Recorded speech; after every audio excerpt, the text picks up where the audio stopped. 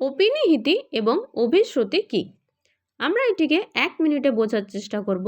অপিনিহিতি হচ্ছে যেরকম সত্য, সত্য এর যে শেষের ধ্বনি সেটাকে আগে উচ্চারণ করে সৈত্য বলা হচ্ছে।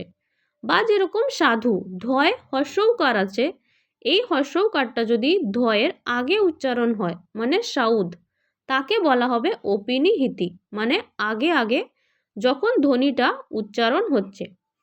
কিন্তু অভিশ্রুতি মানে হচ্ছে যখন পুরো জিনিসটা, যেমন শুনিয়া, একে যখন আমরা শুনে বলছি তাহলে একে বলা হবে অভিশ্রুতি।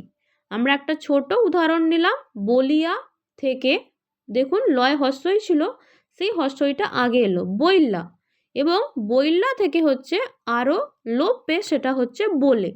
তাহলে এখানে বইল্লা হচ্ছে অপিনিহিতি এবং লাস্ট যে ফর্ম বলে হচ্ছে অভিশ্রুতি।